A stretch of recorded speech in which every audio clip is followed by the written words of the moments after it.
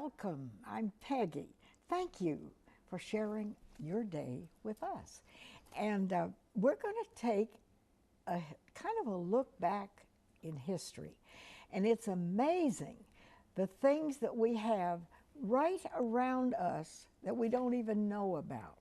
And people spend great sums of money to go far away and learn about and enjoy other places. Well, have you ever stopped to think that right here in the upstate of South Carolina, we have history galore.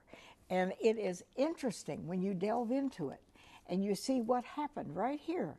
And we're getting into a lovely time of the year when maybe Saturday or Sunday as a family, you want to take a mini excursion.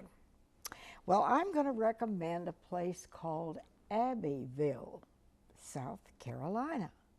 And I have two special people here with me, and a lot of things happen in Abbeville. And of course, at Christmas time, they decorate the whole town, and there are all kinds of things going on. But I want to introduce to you Frances Lewis, and Frances is a board member of the Historical Society. That is correct. And then next to her is Larry Pursley. And Larry is a historian and a writer. And he's also a veteran of the United States military.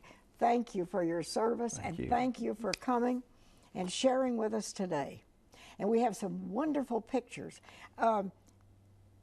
Larry, why is it important for us to look back and know a little bit about our history? Well, it's an old adage, but it's true. It's if you don't know where you come from, you surely don't know where you're going.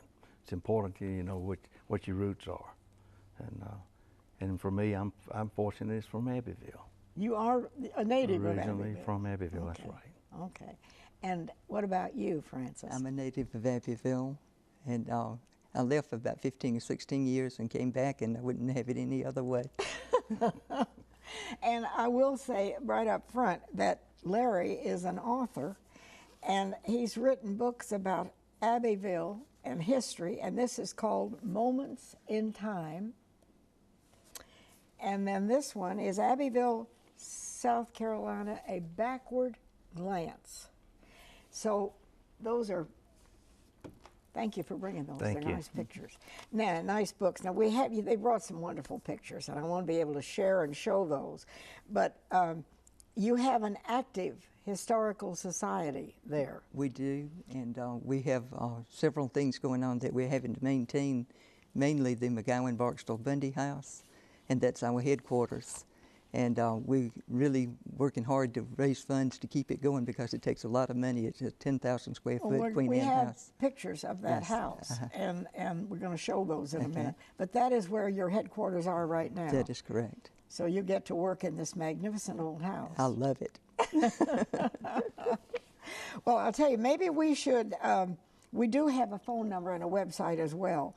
Do you want to, is it best to show the pictures and you comment, if you would, and bring us up to date? When the picture's on the screen, tell us what it is and a little bit about the history of why it's there. Sure, we can do that. Okay, so maybe it's there. Now, can you see the monitor? This first picture is a picture of the spring. It's a region. It's the foundation for the town of Abbeville. Abbeville was settled in about 1756, 1757. Right, the first settlement was made around the Abbeville area. The area just recently been opened up from Indian. The Cherokees had ceded the land over, and people started settling in that area.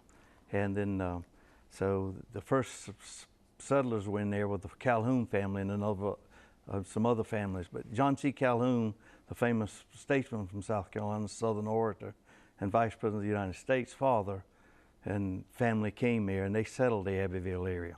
So there was a spring there, Yeah, and that's and where what they the did, town started. What the town got started from was in 1785, the old 96 district was going to be split up into districts, and and one of the districts was going to be in the Abbeville area. It wasn't Abbeville at the time, but there was a commission set up of about 4 people. They were to determine a site for a new town and the center of the county or the new district, so that there could be a court there. And this commission settled on this place here, and the reason they settled on this place was because of this magnificent spring here, and it was on the old lands of Andrew Pickens, who was a general during the Revolutionary War. So this goes back to our before, when we were still part of England. Right. Abbeville was founded. Yes. Well, Abbeville, it was the 96th district in.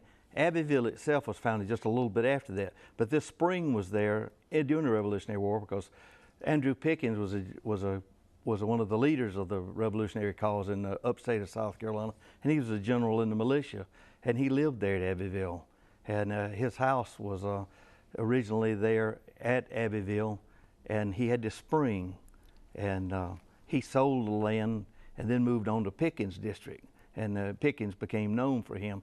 But he sold it to Andrew Hamilton, and when in 1785, whenever they split the districts and Abbeville was going to be formed, the reason it was chosen was because of this magnificent spring. Okay. And that's when the town really kind of got started. All right, so now let's go on and show some more pictures because they are so lovely.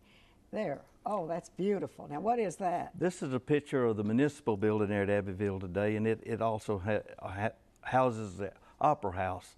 This was built in 1908. This building was, and the Opera House is almost always a prominent place in Abbeville because they perform live stage productions there. As a matter of fact, Ben-Hur was performed live on the stage of Abbeville. And it was a major touring area for troops to come in from Charlotte.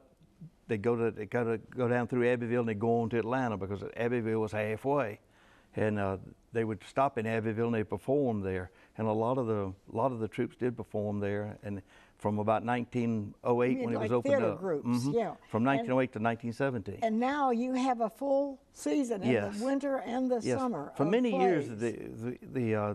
the vaudeville area kind of passed on, and the Opera House became a movie theater for a number of years. But by 1971, it was resurrected, and live productions have been held ever since. All right, so you can go to Abbeville and have an evening of theater. That's now, right. What's the next one? Well, this is the Confederate monument that's there in Abbeville today. The original Confederate monument was put there in 1906, and it's different from most monuments because it doesn't have a soldier on it. It's just an obelisk, and it was put there by the United Daughters of the Confederacy in 1906, and it was destroyed by fire in 1991 and then redone, and an exact replica of it. Now we have a... This is kind of an interesting because this cannon sits at what's known as Triangle Park here in Abbeville today, and ironically, it's a Yankee cannon. It was a cannon that was from the North, but it sits there, and we consider it one of the guardians of Abbeville today. It sits right there in this park, and in the background of it, right across from it, is the McGowan House, which is known as the General House, and then in the background, on the other part of it, looking backwards, is the Bird House, which is a famous house in Abbeville, where one of the last councils of war of the Confederate States of America was held, when Jefferson Davis was fleeing. Jefferson Davis was there, That's president of the right. That's Confederacy. right. All right. Now that house, the McGowan House, is really spectacular, isn't it? Yes, it is. Maybe we got a picture of it up there. I think they passed it by. There it is. That's the McGowan House. That's it. Now, when was that built? 1888. 1888. And that is where you have your headquarters That's right correct. now. That's the Abbeville County Historical Society headquarters at this time. And it has famous woodworking and carving in it. All done by master craftsmen. And this house was built in 1 year's time in 1888. And it was opened up. McGowan didn't move in the house until after February 13th, 1889, because he had the grandest party Abbeville ever saw. And his friends and family came in and had a party, and he moved in after that week.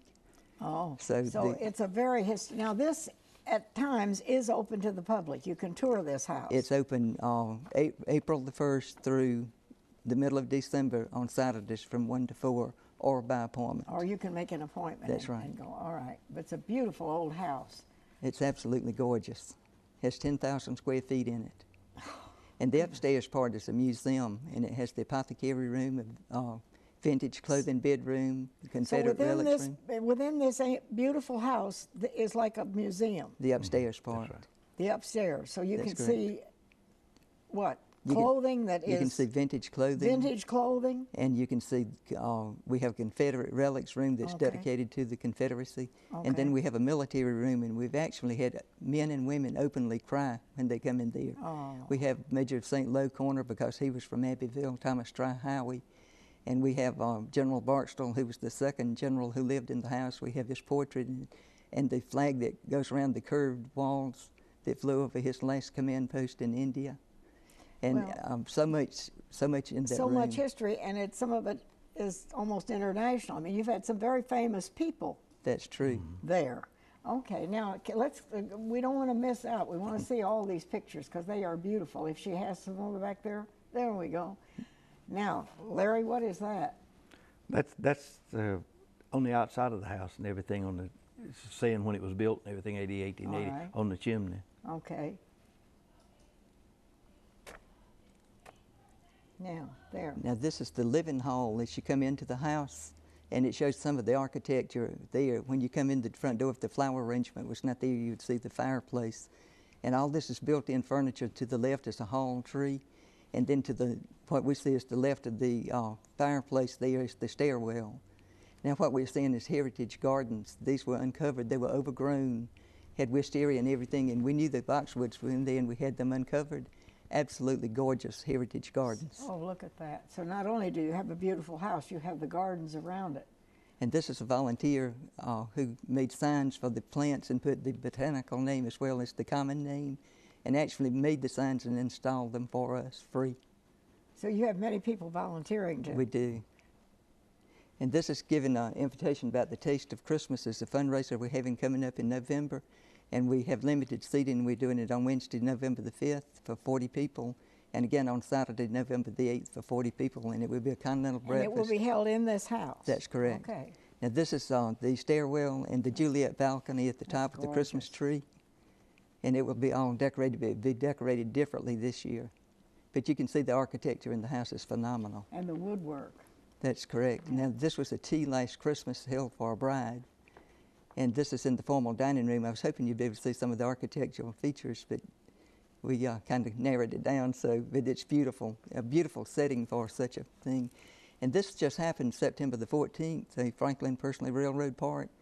The caboose was donated to the society in 1994 and put down at the depot. Well, the depot closed, and so it was kind of down there by itself. So we contacted the railroad, CSX, and they moved it last December the 3rd to the house. And So it's in back of the house. that's correct. Now you see two servant quarters, and one of them, the one straight on is 1888, and the one to the right is a Gothic style built in the 1850s. And the caboose is kind of in the center. But the house at the very back was Thomas Try Howie's house. Now this is in the formal dining room, and you can see some of the architectural features in there. And these ladies were having a luncheon in there. So it's a beautiful house, and the architectural features are just out of this world. So now people can avail themselves for special occasions of They can of book that? the event, and A reception or a luncheon or whatever. tea or Christmas parties or whatever. Well, We that's great. It's just a very good venue for a person to come Okay. in, bridal portraits or et cetera. Oh, yeah, I'll bet. So- Yeah. Now, we're going to go to a break, but before we do, would you tell us about these generals that lived in that house? Well, There Samuel. were two generals. Yes, Samuel McGowan was the one that he built the house. All right. And he was a Confederate general from Abbeville, and he was in the Army of Northern Virginia. All right. And he was wounded a number of times in the battle. His brigade, he was part of the 14th South Carolina Regiment, and he was in Orr's Rifles, was his command. He was considered one of the finest brigadier generals in the entire Confederate Army. And he lived there. He lived there in that house. He built that house in 1888 after, and he also later became an associate justice of the Supreme Court for South Carolina. He's probably the most prominent citizen that ever lived in Abbeville. And then there was another general. Yeah, that was Dr. General William Barksdale. He was in World War II, and then a little later, and he was always in a quartermaster in the Army, and he lived there in the house and came in and retired, and that's where he lived when he died. He was living at the house. So I think it's and his interesting. family donated the house to the Historical Society. How wonderful. So it's interesting that they've had all these people involved in Abbeville. Now we're going to go to a quick break and we'll be right back. And we do have a phone number and a website, so stay with us.